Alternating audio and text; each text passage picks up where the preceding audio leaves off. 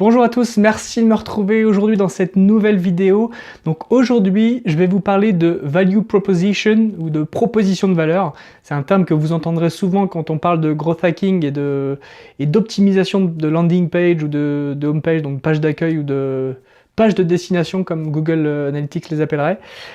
Et avant ça, j'aimerais vous inviter à cliquer sur le i comme info en haut de cette vidéo ou dans le lien dans la description pour accéder à un cadeau que je vous fais. C'était une formation gratuite que je vous offre pour vous permettre d'améliorer vos compétences en growth hacking sur certains aspects. Donc vous avez simplement à cliquer sur le lien dans la description ou sur le i comme info juste en haut. Donc aujourd'hui, Value Proposition ou proposition de valeur, de quoi on parle? Alors ça va être très simple et très court aujourd'hui, je vais expliquer ça et je vous donnerai quelques exemples. Donc, une proposition de valeur, c'est concrètement la promesse que vous voulez faire à vos prospects, aux personnes que vous avez fait venir sur votre site, sur votre service, sur votre app. C'est ce qui va déclencher généralement l'inscription. Donc concrètement, c'est cette promesse que vous faites et au final, que votre produit soit un produit payant ou un produit gratuit, la proposition de valeur, c'est ce que vous vendez. Et donc, cet élément-là, finalement, ça va être le premier élément de ce qu'on va appeler le product market fit, donc l'adéquation produit-marché. Et c'est cette première étape qui va être importante, enfin fondamentale finalement. Et d'ailleurs, vous allez mesurer la pertinence de votre proposition de valeur, de votre value proposition, par le taux de conversion que vous avez entre les nombres de personnes qui auront été confrontées à cette proposition de valeur. Donc concrètement, si vous avez fait venir 1000 personnes sur votre site et qu'ils ont vu cette landing page avec votre proposition de valeur et que 50 s'inscrivent, vous aurez 5% de conversion, c'est pas terrible. Et donc ça veut dire quoi? Enfin, ça c'est pas terrible, surtout si le trafic que vous avez envoyé est qualifié. Et donc ça, c'est le premier élément qui va mesurer la qualité, finalement, la pertinence de votre proposition de valeur. Donc cette proposition de valeur, dans le temps, finalement, il va falloir que vous alliez la cadrer, il va falloir être très radical dans les changements pour permettre d'avoir une proposition de valeur qui est comprise et qui est adaptée à la cible que vous avez en tête. Donc il faudra faire beaucoup de tests, etc. pour atteindre 30, 40, voire dans le cadre de Mailbird, on est à un peu plus de 50% de conversion sur notre homepage, sur notre page d'accueil. Donc voilà, si vous faites une proposition de valeur qui est percutante et qui parle à votre cible, vous aurez des taux de conversion sur cette première étape qui seront très élevés. Donc je vais continuer finalement à vous donner des exemples.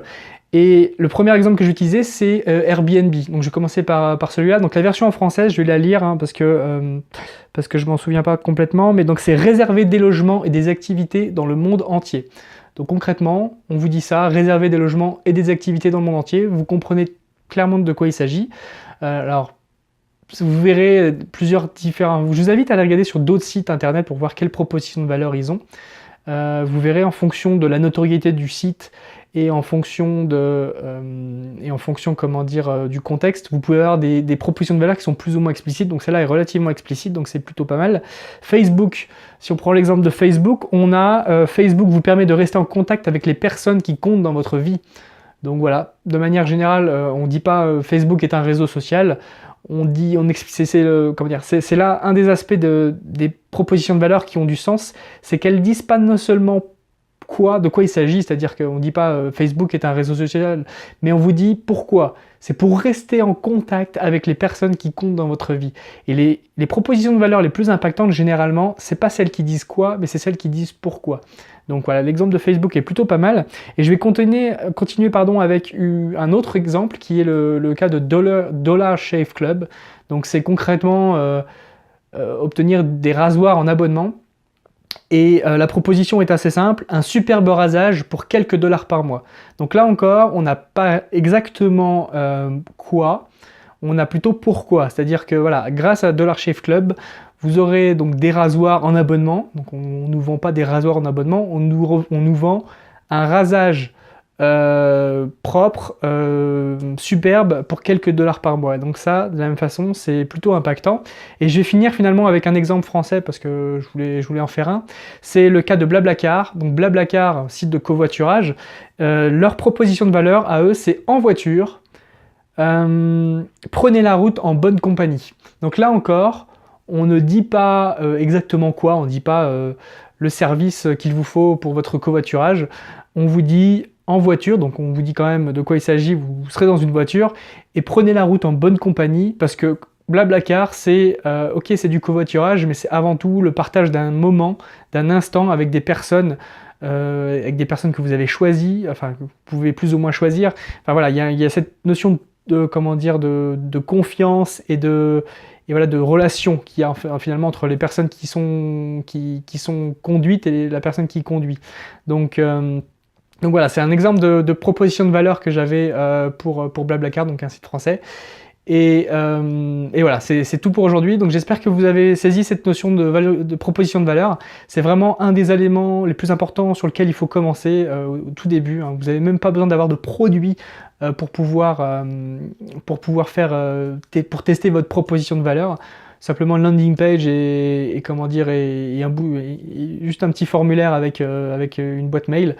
Si vous arrivez à convertir 20% ou 30% des utilisateurs sur votre home page avec juste une proposition de valeur percutante sur la cible que vous avez en tête, bah c'est pas gagné, mais en tout cas c'est le premier élément qui sera déterminant pour votre réussite future. Ça sert à rien, je préfère le dire maintenant, même si c'est pas l'objet de la vidéo, ça sert à rien de vouloir faire venir 10 000 personnes si sur les 1000 personnes segmentées que vous avez apportées, vous avez converti que 5% des utilisateurs. Si vous avez converti que 5% des utilisateurs, deux choses l'une, soit la cible n'est pas bonne, soit la proposition de valeur que vous avez pour cette cible n'est pas adaptée et en gros votre cible n'en a rien à faire. Donc réglez ça avant, hein. Prenez le temps d'attendre de faire 20, 30, 40, voire plus 50% sur votre conversion sur des personnes ciblées, parce que ce qui va se passer, c'est qu'un jour, si votre produit a du succès, si vous avez 200 000 ou 300 000 personnes qui viennent sur votre site tous les mois, si vous aviez que 10% au démarrage ou même moins, vous aurez 0,001% parce que voilà, il y aurait plein de gens qui sont arrivés là un peu par hasard. Donc vraiment faites attention et faites ce travail d'optimisation de votre homepage. Donc c'est vraiment important, donc travaillez vraiment sur votre proposition de valeur. Donc voilà, c'est tout pour aujourd'hui. Je vous remercie d'avoir suivi cette vidéo et je vous dis à demain pour la prochaine vidéo. Ciao!